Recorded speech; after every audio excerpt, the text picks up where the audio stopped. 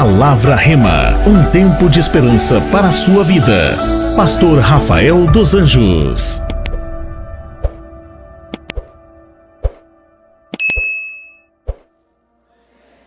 Evangelho de João, abra sua Bíblia por favor, capítulo 19, João 19, e nós vamos ler o versículo 38 a seguir. João 19, versículo 38 até o 42. Quem encontrou, diga amém. João 19, 38. Depois disto, José de Arimateia, que era discípulo de Jesus, mas em oculto por temer os judeus, pediu a Pilatos que lhe permitisse tirar o corpo de Jesus. Com a permissão de Pilatos, ele foi e tirou o corpo de Jesus. Foi também Nicodemos, aquele que anteriormente se dirigira de noite a Jesus, levando quase 100 libras de uma mistura de mirra e aloés. Tomaram o corpo de Jesus e o envolveram em lençóis em lençóis de linho com as especiarias, como os judeus costumavam fazer na preparação para o sepultamento. No lugar em que Jesus foi crucificado havia um jardim, e no jardim um sepulcro novo, diga comigo, sepulcro novo, no qual ainda ninguém havia sido posto, porque o sepulcro ficava perto, e por causa da preparação dos judeus puseram ali o corpo de Jesus. Amém? Nós estamos desde janeiro nessa saga de mensagens sobre a cruz de Cristo, sobre o Evangelho de João, o Evangelho da Revelação. Quantos que estão aqui desde janeiro participaram de todas as ceias e ouviram todas as mensagens? Deixa eu ver. Que bênção, glória a Deus. E hoje é a nossa 12ª mensagem dessa saga, e Deus tem inclinado o meu coração fortemente para escrever sobre isso. Então é possível que em breve saia um livro sobre essa saga do Evangelho de João, o Evangelho da Revelação. É muito lindo o que Deus nos deu nesse ano durante todas essas ministrações. Talvez eu vá ser repetitivo hoje com algumas mensagens que eu já falei anteriormente, mas é importante porque isso também é pedagógico. A Bíblia diz que, nesse texto muito claro, que José de Arimateia, que era um jardineiro, um fazendeiro, assim podemos dizer, se aproxima de Pilatos e pede o corpo de Jesus. Todos aqui sabem que Jesus foi crucificado, que ele se entregou à morte por amor a nós. E quando ele estava na cruz já, onde que ele já tinha entregue seu espírito ao Pai, onde que ele já havia morrido, então a Bíblia diz que este homem, José de Arimateia, vai até Pôncio Pilatos e pede para que ele libere o corpo, para que ele possa levar esse corpo, o corpo de Jesus. E a Bíblia diz que Pilatos autoriza. Então ele tira o corpo de Jesus e leva o corpo de Jesus para o sepulcro novo. Nós lemos isso. Preste atenção. A Bíblia diz que José de Arimateia tira o corpo de Jesus da cruz. Diga comigo, cruz. Faça melhor isso, diga cruz. Ele tira o corpo de Jesus da onde, igreja? Da cruz. E eu sou muito ministrado por isso. Deus fala muito forte ao meu coração sobre isso, sobre essa questão de Jesus ser retirado da cruz naquele momento e ser levado ao sepulcro. Eu tive a felicidade de visitar Israel algumas vezes, e todas as vezes que a gente chega ali e lê esse texto, ele faz todo sentido, porque quando diz que o sepulcro ficava no jardim, e o jardim ficava próximo ao Gólgota, e a gente coloca os pés ali e entra no sepulcro vazio, isso nos dá uma sensação extraordinária de grande felicidade. Saber que o nosso Jesus, ele não está morto, mas ele vive e ele reina. Jesus, ele sai da cruz, ele é retirado da cruz, é levado ao sepulcro, e ali naquele momento as promessas de Deus se cumprem, o propósito de Deus se cumpre. Então José de Arimateia leva esse corpo, e desde que eu me entendo por crente, na verdade crente eu sempre fui, porque crente é quem crê em Deus, eu sempre criei em Deus, sempre, mesmo dentro de uma outra religiosidade, eu sempre criei em Deus. Mas nos últimos 20 anos, principalmente quando eu me rendi ao Evangelho de Jesus, há um louvor que a gente canta há muitos anos dentro da igreja, e muitas pessoas falam isso também. Há um louvor que diz assim: sim, eu amo a mensagem da cruz.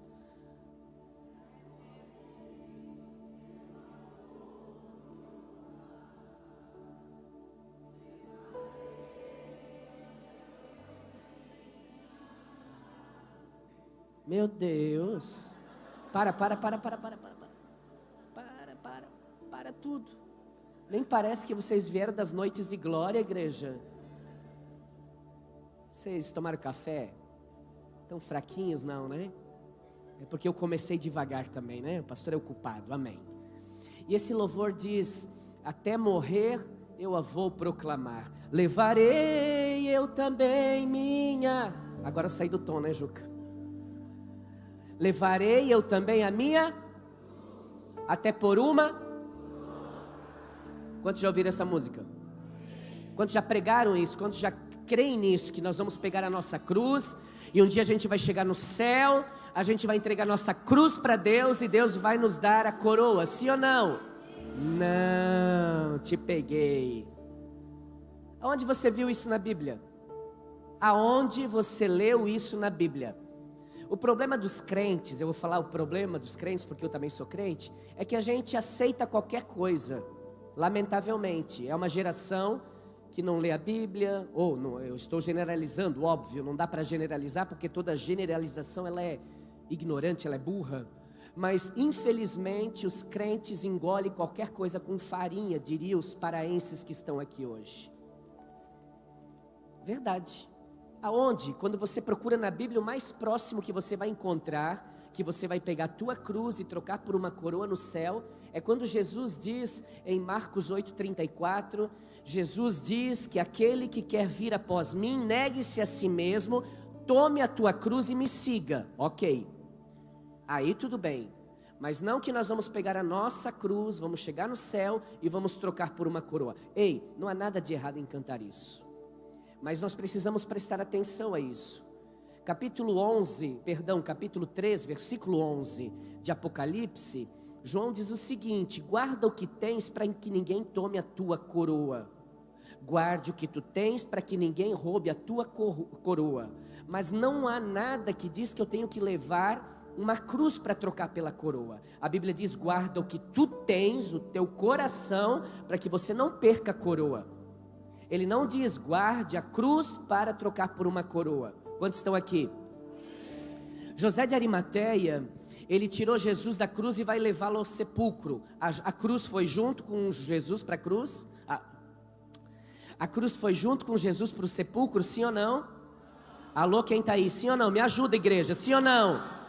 Ele ressuscitou no domingo, de manhã, pela manhã, quando o sol estava nascendo. E a Bíblia diz no capítulo 4, 15 do versículo 6 de 1ª carta aos Coríntios, que num período de 40 dias, 500 pessoas viram Jesus ressuscitado. 500 pessoas, não foi só os discípulos, 500 viram que Jesus havia ressuscitado. E essas pessoas, quando viram Jesus, Jesus estava arrastando a cruz, sim ou não? Alô, sim ou não? Ele aparece, melhor dizendo, para Tomé, mostra suas marcas, mostra para os discípulos, e quando ele entra dentro de casa, ele traz junto a cruz, sim ou não? Estevão está sendo apedrejado, Atos diz isso, e ele vai morrer, mas antes de morrer ele vê os céus abertos, e ele vê Jesus de pé ao lado de Deus, porque Estevão conseguiu tirar Jesus do trono onde estava sentado, para se colocar de pé e ver a lealdade dele. E quando Estevão vê Jesus de pé no trono, do lado de Deus, ele vê a cruz ali, sim ou não? Sim ou não, igreja? Não. Jesus vai para o céu, Atos 1:9 diz que os discípulos viram Jesus ser levado aos céus. Eles veem Jesus sendo ascendendo aos céus. E a gente vê Jesus levando a cruz também, sim ou não? Não, a cruz ficou. E sabe qual é o aprendizado que nós temos? É que haverá um dia, haverá um lugar, haverá uma hora que a tua cruz, ela fica. E as promessas de Deus se cumprem na tua vida. Se eu disser que você tem que levar a tua cruz para o céu, para trocar por uma coroa, eu estou dizendo que no céu você levará sofrimento. Porque cruz significa sofrimento. Se eu levar a cruz para o céu, eu estou dizendo que eu estou levando sofrimento. Mas eu tenho uma boa notícia para você: o céu não é lugar de sofrimento. O céu não é lugar de choro. O céu não é lugar de tristezas. O céu é lugar de alegria. O céu é o lugar onde o povo de Deus vai morar em nome de Jesus. Vamos levar as marcas da cruz. Diga: a marca da cruz. Senhor, está aqui as marcas.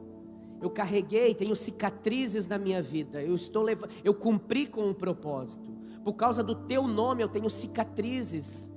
Porque você foi fiel, então você vai levar as marcas da cruz. Por você ter cumprido o propósito de Deus aqui nessa terra, você vai levar as marcas da cruz. E quando você chegar com as marcas da cruz, então Deus vai dizer: aqui está a tua coroa. Não é a cruz, são as marcas da cruz.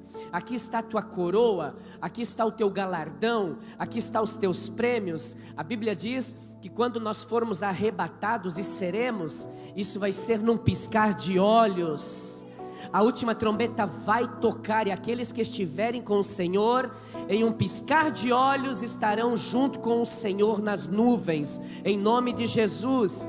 E quando chegarmos no céu, a primeira coisa que vai acontecer, o tribunal de Cristo, ou seja, é a hora de receber a coroa, é a hora de receber o galardão, é a hora que Coríntios capítulo 3 diz: nós vamos ver se a obra que você fez na terra, ela é de ouro, pedras preciosas ou prata, ou feno, madeira e palha. Se foi uma obra feita para homens, vai queimar, mas se a tua obra foi para mim, isso vai perpetuar e você será galardoado por isso.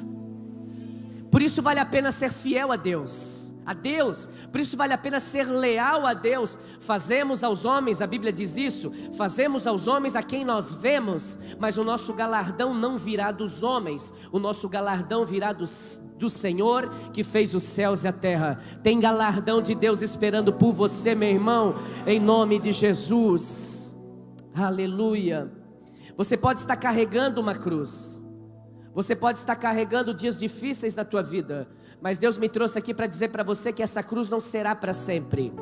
3 pessoas creram, eu declaro sobre essas 3 pessoas que essa cruz não será para sempre. Em nome de Jesus, você não vai sofrer a vida toda, vai ter um tempo de refrigério de Deus para a tua vida, em nome de Jesus.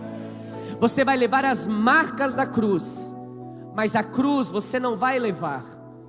Você vai levar as marcas do teu chamado. Você vai levar as marcas do teu ministério, das provas, por você ser cristão e ser envergonhado às vezes. Glória a Deus por isso, irmãos. Você acha que eu estou preocupado que falem que eu sou pastor? Que brincam comigo, que brincam com a igreja? Vão prestar conta com Deus. Eu não estou nem aí para essas pessoas. Por quê? Porque quando Jesus estava no Monte das Bem-aventuranças, Ele falou uma coisa que nós precisamos tomar posse: bem-aventurados sois vós quando forem perseguidos por causa do meu nome. E se você está sendo perseguido por causa do Senhor, você é bem-aventurado, você é abençoado. O teu galardão já está sendo separado em nome de Jesus. Diga amém. José de Arimateia arranca Jesus, e Jesus leva as marcas, mas a cruz fica. Então aparece na história um outro homem chamado Nicodemos. Diga comigo, Nicodemos. Esse Nicodemos é aquele de João, quando você volta um pouco, no capítulo 3, que chega de madrugada para falar com Jesus. Por quê? Porque tinha vergonha de ir na igreja Remanescentes. O que eu vou falar para minha família? O que eu vou falar para as pessoas que me conhecem? O que eu vou falar para aqueles que eu sempre falei mal de igreja, falei mal de pastor, falei mal da Remanescentes, agora eu estou lá dentro? O que eu vou falar? O Nicodemos procura Jesus no secreto, quando ninguém está vendo. E a Bíblia diz que ele chega para Jesus e começa a conversar com Jesus, e Jesus diz a ele o seguinte: Nicodemos, João 3, versículo 6 em diante, ele diz: Nicodemos, na verdade eu vou te dar um conselho, você precisa nascer. Mas eu sou religioso, eu vou à igreja, eu tenho a minha religião. Jesus disse: você não entendeu nada, você não precisa de religião, ô Nicodemos, você precisa de relacionamento com Deus, e isso só vai acontecer quando você nascer de novo. Nicodemos olhou para Jesus e no mundo natural, porque ainda ele não entendia as coisas espirituais, porque quem é natural não consegue entender as coisas do Espírito. A Bíblia diz que aqueles que não creem em Deus, o que se fala de Deus é loucura, mas para aqueles que creem, os remanescentes, isso é poder de Deus. E ele diz para Jesus: Jesus, como que eu vou nascer de novo? Por acaso eu terei que voltar para o ventre da minha mãe? E Jesus disse: você não entendeu nada, cara. Você tem que se batizar nas águas, você tem que nascer das águas, você tem que nascer no Espírito, você tem que nascer de novo. E agora esse Nicodemos, junto com José de Arimateia, que está carregando o corpo para o sepulcro, aparece Nicodemos na história. E o que Nicodemos vai fazer, igreja? Ele vai trazer uma oferta. Diga, oferta. Não se preocupe. Tem gente já preocupada: ai, agora o pastor vai pegar dinheiro da gente. Misericórdia mesmo, irmão. Que pena que tem pessoas que ainda pensam assim, que não veem a oferta como uma oportunidade de serem abençoados por Deus. Eu louvo a Deus por essa igreja, porque essa igreja tem entendido o propósito. Ele traz uma oferta, mas não é qualquer oferta. A Bíblia diz que ele traz 100 libras de mirra. Diga comigo, 100 libras. A primeira vez que nós fomos a Israel, nós estávamos na Jordânia, e lá em Petra havia uma lojinha de especiarias que vendia essa mirra bíblica, essa mirra, o mesmo produto. E nós fomos comprar, só que era muito caro. Era muito caro. Era mais caro que o ouro, para você ter ideia. Era algumas poucas gramas que a gente podia comprar. Até hoje eu acredito que está guardado, né, amor? Até hoje está guardado mesmo, porque é um tesouro para nós aquilo ali, de tão caro que custa aquilo. E também a gente queria conhecer esse produto. A gente sabe que existe o óleo da unção com mirra. Sim, ali tem um pinguinho de nada, só para dar o aroma. E às vezes até industrializado, não é a mirra que é fornecida, e a mirra que foi usada como perfume para embalsamar o corpo de Jesus. E nós compramos um pouquinho, e aquilo, quando você abre aquele pacotinho, isso já são 2012, né? 10 anos se passaram, e ainda hoje, quando você abre aquele pacotinho, aonde que estiver, ele invade o ambiente com aquele cheiro agradável. Um pouquinho de nada, muito menos talvez 2, 3 gramas, sei lá, eu não sei, não consigo precisar quanto que nós compramos, mas compramos naquele dia. E a Bíblia diz que este homem vai trazer 100 libras de mirra. Quanto é 100 libras de mirra? Vamos lá, João capítulo 12, Jesus está com Marta, Maria e Lázaro. O Lázaro, aquele que havia sido ressuscitado por Jesus no capítulo 11. Agora eles estão juntos, e de repente a Bíblia diz que Maria, ela entra na casa, ela pega um frasco de um perfume muito valioso, de vaso, dentro de um vaso de alabastro, de mármore, e ela quebra esse perfume, e ela derrama nos pés de Jesus, com seus cabelos ela seca. Todos nós conhecemos essa história. A Bíblia diz que no meio havia um discípulo chamado Judas Iscariotes, e o Judas diz o seguinte: esse perfume é muito valioso, para que gastar dessa forma? Porque tem gente, meu irmão, que quando se fala em investir na vida espiritual, investir na obra de Deus, parece que está gastando ao invés de investir. E a Bíblia mesma diz que Jesus falou, não, ele não fala por causa do cuidado dos pobres que ele tem. Ele fala porque ele é ganancioso. Ele fala que é porque ele é ladrão, ele passa a mão no dinheiro da obra de Deus. E a Bíblia diz que esse perfume, ele inundou aquela sala. Jesus disse, ela só está preparando para o dia da morte e do sepultamento. Jesus já estava profetizando o que aconteceria lá no sepulcro, quando Nicodemos iria visitá-lo trazendo a mirra. A quantidade que essa mulher derramou aos pés de Jesus foi 327 gramas, preste atenção, 327 gramas, isso é 1 libra de mirra, 327 gramas, um pouquinho, e a Bíblia diz que esse pouquinho valia 1 ano de salário. Imagina tudo que você ganha, a tua renda mensal, guardada ela durante 1 ano, isso é o valor que valia 327 libras de mirra. E a Bíblia diz que Nicodemos vai trazer 32,7 kg de mirra. Tem gente já fazendo conta. Se 327 gramas é 1 ano de trabalho, 32,7 kg são... Eu faltei nessa aula, me ajudem por favor. 100 anos de trabalho. Quem de nós um dia já entregou uma oferta assim ao Senhor? Nicodemos entregou. Isso é uma coisa fantástica, isso nos ensina algumas coisas. Por que é que Jesus está recebendo 100 libras de oferta depois de morto? E o Espírito Santo me fez lembrar do nascimento de Jesus.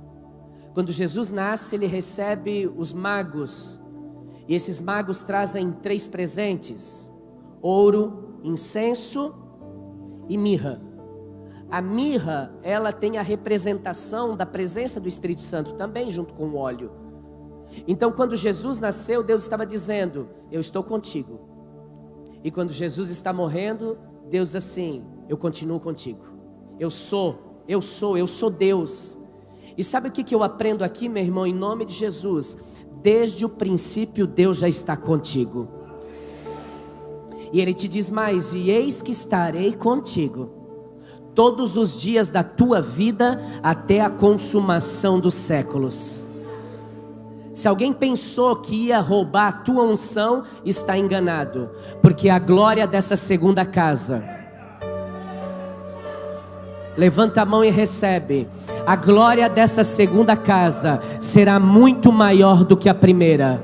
Eu profetizo que haverá muito mais unção na tua vida a partir de hoje, em nome de Jesus. Eclesiastes 7:8, receba: o fim das coisas é sempre melhor do que o princípio delas. Eu declaro que este ano não vai terminar como você imaginava, vai ser muito melhor em nome de Jesus. A sua história não vai terminar do mesmo jeito que começou. Deus tem surpresas esperando por você, ainda para ser liberada na tua história nesse ano, em nome de Jesus. Só quem crê dá um glória a Deus, igreja. O que Deus tem preparado para a tua vida é muito melhor do que aquilo que você estava esperando. Meu Deus do céu, igreja, aquilo que Deus tem preparado para a tua vida é muito melhor do que aquilo que você estava esperando. Envolvem Jesus num lençol, em lençóis melhor dizendo, 32 quilos só de mirra, fora o azeite, o óleo e as especiarias que Maria e Maria vão trazer também no domingo de manhã. Eles fazem o processo de embalsamento através desses produtos em Jesus. Para que isso tudo? Que exagero! É porque nós servimos a um Deus exagerado mesmo. E o que Deus vai fazer na tua vida vai ser exagerado em nome de Jesus. Colocaram Jesus em um sepulcro novo. Diga sepulcro novo. O que significa novo? Que nunca foi usado. Tem algo forte aqui. O meu Deus, Ele gosta de estrear coisas novas. Eu já quero profetizar sobre alguém aqui. Não é todos que creem, mas tem gente que crê. E eu quero declarar em nome de Jesus que há áreas da tua vida que você nunca viveu experiências. Deus está te dizendo nessa noite: eu vou te visitar naquela área da tua vida, porque eu gosto, eu me agrado de estar em lugares que ninguém nunca esteve antes. Sabe aquela área da tua vida que ainda não foi explorada? que ainda não foi potencializada, Deus está dizendo: é lá que eu vou para fazer o maior milagre da tua vida, porque eu gosto de entrar em lugares novos, em lugares que ninguém passou, em nome de Jesus. Josué, a Bíblia diz: vai Josué, cruza o rio Jordão e entra na terra prometida. Eu farei você passar por uma terra que você nunca passou antes. Se prepare, igreja, porque nós estamos já em uma estação de viver coisas que nós nunca vivemos antes, em nome de Jesus. Há pessoas que vão viver conquistas, mas há outros que vão viver grandes conquistas. As grandes conquistas são as conquistas que até hoje nós nunca tivemos na nossa vida, e eu profetizo essa palavra sobre a tua vida. O que os teus olhos não viram, os que os teus ouvidos não ouviram, o que o teu coração ainda não sentiu, são as coisas que Deus tem preparado para a tua vida, em nome de Jesus. Só quem crê dá um glória a Deus. Aleluia.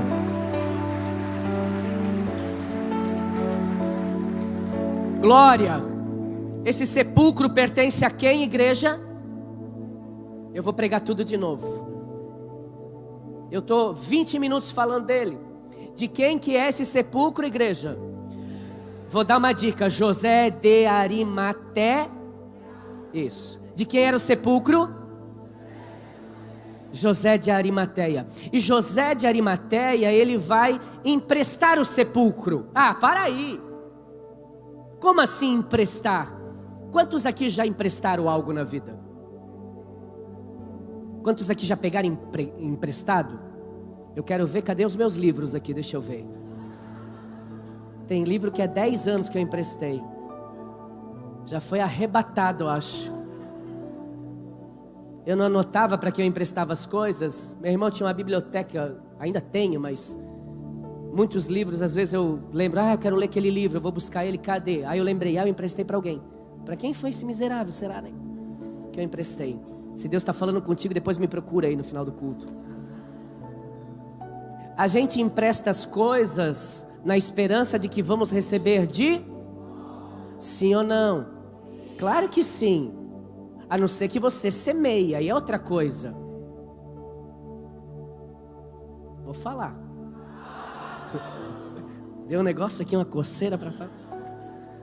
A gente empresta aquilo que a gente crê que vai receber de volta. É assim, sim ou não? Então, se José de Arimateia empresta o sepulcro novo para Jesus, ele está na esperança que ele vai receber de volta, sim ou não? Sim, mas como? Como? Se está sendo depositado dentro do sepulcro novo um corpo, o corpo de Jesus.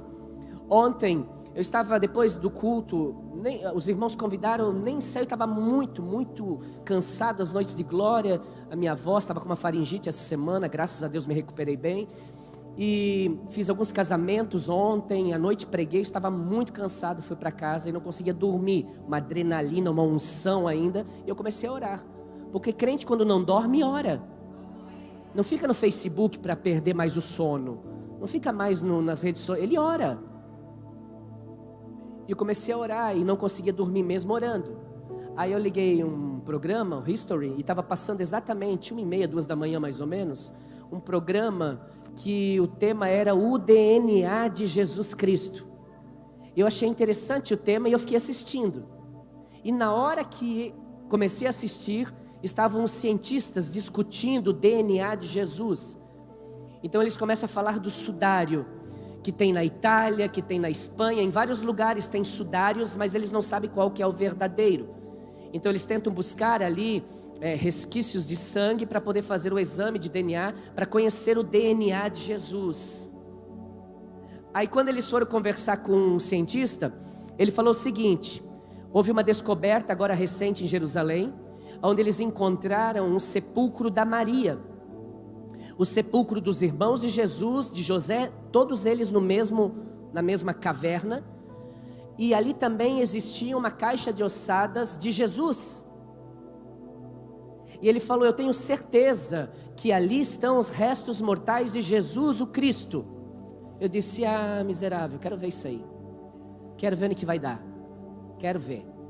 Aí um dos cientistas, ele falou assim, ó, é impossível.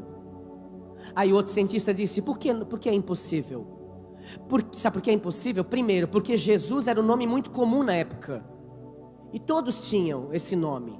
A maioria tinha esse nome. E mais ele disse, sabe por que é impossível?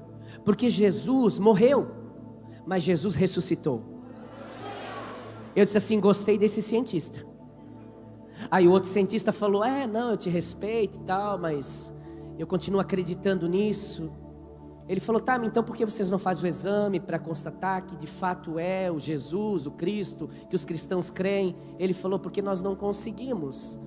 Porque essas amostras, elas são as mesmas da ossada dos irmãos de Jesus, ali não há nada de diferente. Irmãos, não há. Eu estive em Israel e eu posso afirmar a você que lá só tem uma placa dizendo, ele não está mais aqui. Ele ressuscitou e hoje ele vive. Aleluia.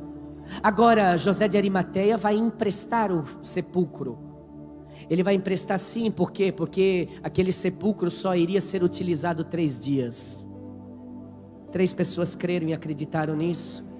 Aquele sepulcro não iria, ele foi só usado 3 dias.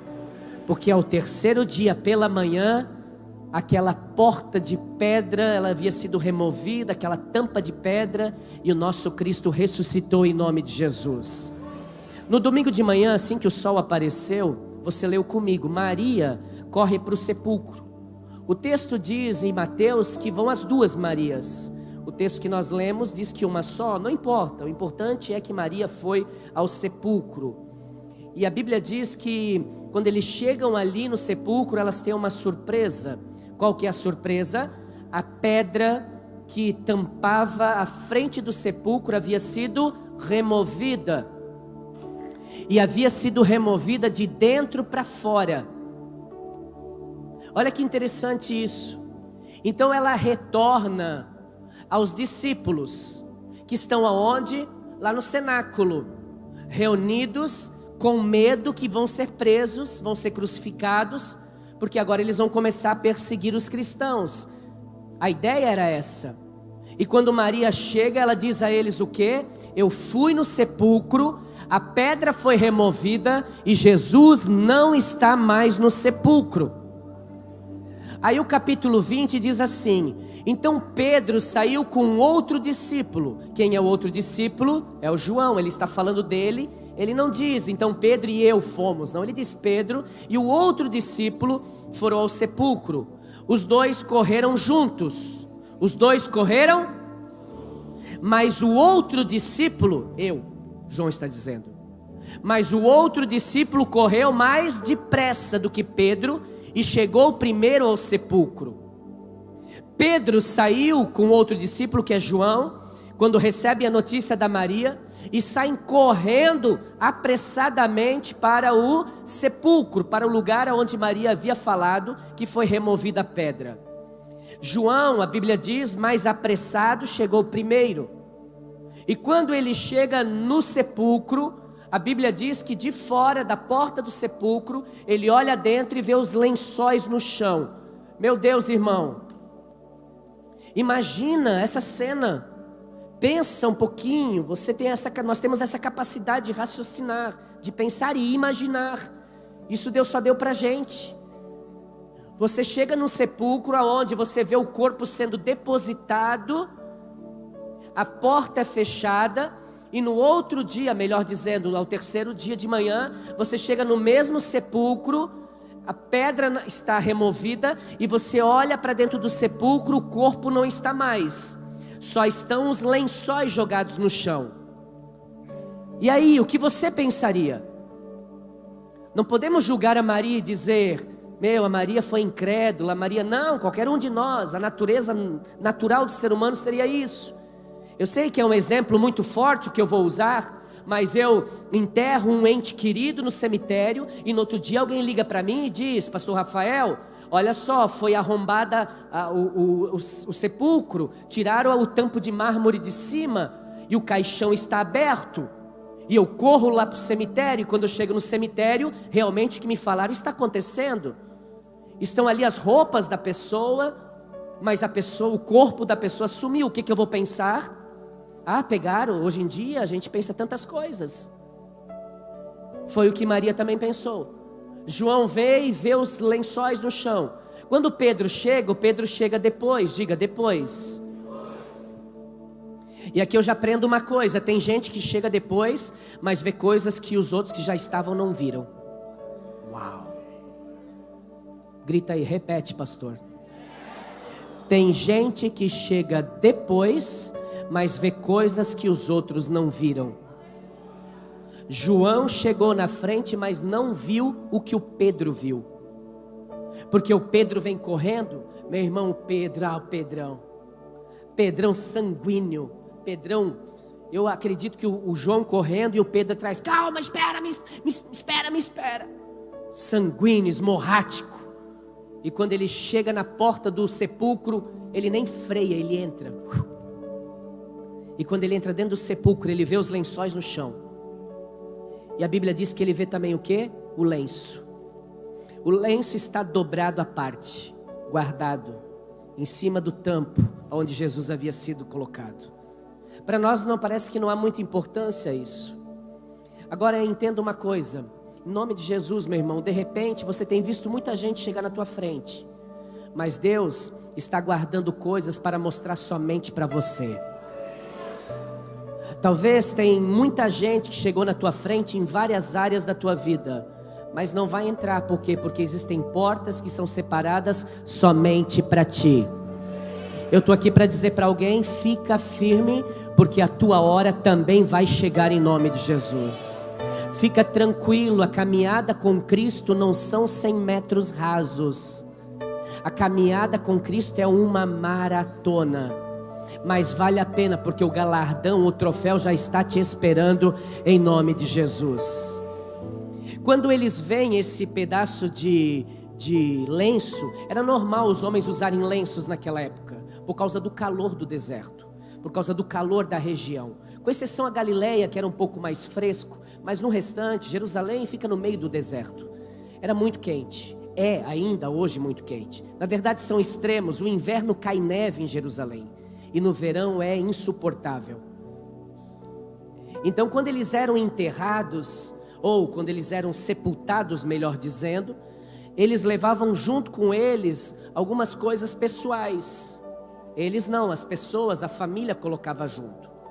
E Jesus então, eles envolvem ele no lençol, nós já falamos sobre isso. A mirra está sobre Jesus, o azeite está em Jesus, as especiarias, e colocam no rosto do Cristo um lenço.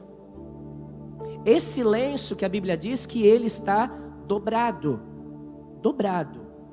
e colocado à parte.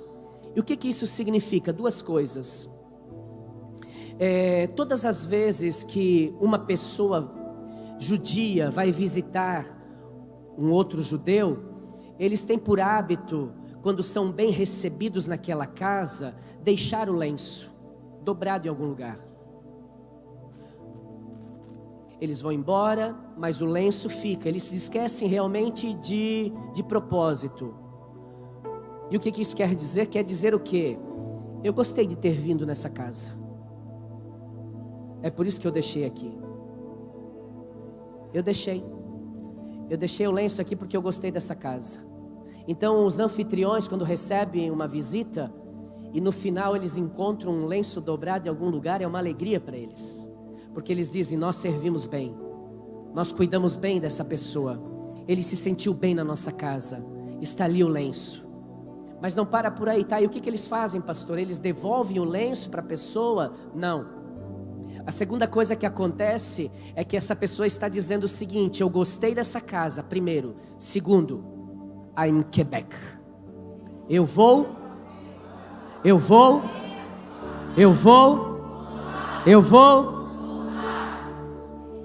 Não se preocupe em querer devolver o lenço, Jesus está dizendo. Por quê? Porque em breve eu vou voltar para buscar o lenço. Jesus estava dizendo ali naquela cena do sepulcro. Agora preste atenção, quando Pedro viu o lenço enrolado num lugar, é um sinal de Jesus. Eu gostei muito de estar aqui com vocês nessa terra. foi divertido, foi sacrificante, foi demais. Mas a notícia que eu tenho para vocês é que eu vou voltar. Jesus vai voltar. Jesus vai voltar. Jesus está voltando. Jesus está voltando. Jesus está voltando para buscar o lenço. Amém, igreja? Não, Jesus não vem mais buscar o lenço. Jesus vem buscar a igreja lavada e remida. Vamos, igreja, pelo amor de Deus, fica de pé e aplauda ao Senhor para buscar o povo que me ama, o povo que espera ansiosamente pelo meu retorno. A Bíblia diz que em um piscar de olhos, Ele vem. Ele vem, nós vamos nos encontrar com Ele nas nuvens, em um piscar de olhos. É muito mais rápido do que a gente pode imaginar. Vamos ser arrebatados às nuvens. As trombetas estão tocando. Irmãos, eu não preciso nem falar para sensacionalizar essa mensagem. Pelo amor de Deus, longe de mim isso. Detesto essa teologia de apocalipse, do caos e não sei o quê. De teologias da conspiração. Detesto isso, não gosto. Já fica um recado para quem vive mandando mensagem para mim disso aí. Eu não assisto, tá? Eu não perco tempo. Para mim o que vale é a Bíblia. Porque é 20 anos que eu ouço que o Bush era o anticristo, que o não sei o que era o anticristo, agora não sei o que, agora o Lula é o anticristo, o outro não sei o anticristo. Meu irmão, o anticristo vai estar sim, só que eu creio que antes disso, eu como igreja serei arrebatado em nome de Jesus. Azar de quem fica, meu irmão. É por isso que nós estamos pregando o evangelho, para que as pessoas se convertam de verdade e venham morar no céu todo mundo junto em nome de Jesus. Nunca se cumpriu tanto as escrituras como tem se cumprido nos últimos dias. Ei, nunca. A natureza perdeu o seu equilíbrio. Quando foi na história da nossa região que nós tivemos trombas d'água, ventania, como nós temos tido nos últimos anos? Da onde, irmãos? Terremoto em Jaraguá do Sul. Quando foi que essas cadeias de vulcões, agora na semana passada, estourou mais um vulcão na Indonésia, que não estava nem em atividade, de repente, bum. É bum mesmo, é de repente. É de repente. De repente nós vamos ouvir as trombetas. Só que deixa eu te falar uma coisa, só vai ouvir a trombeta quem estiver nele. Porque quem não estiver não vai ouvir nada. Simplesmente ele vai ver, cadê minha mãe? Cadê meus irmãos? Cadê o pastor, em nome de Jesus? Cadê o líder? Cadê? Onde que eles estão? Ah, foi um ataque alienígena. É o que eles vão tentar te convencer. Te não, convencer quem fica. Mas nós já estaremos no lugar onde não haverá mais lágrimas, no lugar onde não haverá mais tristeza, no lugar onde não haverá mais pranto, no lugar onde não haverá mais INSS, IPTU, IPVA, imposto de renda, não haverá mais nada. E nós vamos estar com o nosso Senhor em nome de Jesus. Quantos estão preparados para esse dia? Se você não está, hoje você tem uma oportunidade. Nós vamos participar da ceia, mas antes de participar da ceia, você pode dar uma viajada para dentro de você. E se tiver alguma coisa que, se Jesus voltasse agora, você ficaria, peça perdão a Ele, vira essa chave, começa a mudar. Eu vivo a minha vida com planos e projetos como que se Jesus fosse voltar daqui a 1000 anos. E eu vivo a minha vida de santidade como se Jesus fosse voltar agora. É assim que nós como cristãos precisamos viver, irmãos. Eu vou reforçar, a terra está cambaleando. Os governos estão totalmente dominando sobre a terra. Enfim, nações contra nações, guerra em tudo que é lugar. Há um desequilíbrio geral. A prostituição tem dominado, irmão, dentro da igreja. Em tudo que é lugar, a prostituição, pornografia, filhos rebeldes. O que mais nós temos visto é isso, ideologias entrando nas famílias de forma muito natural. Por quê? Porque agora todo mundo tem que aceitar isso. Não, se a Bíblia diz que é não, se a Bíblia diz que isso é pecado, vai continuar sendo pecado. Passa o céu e passa a terra, mas o que é princípio é inegociável em nome de Jesus.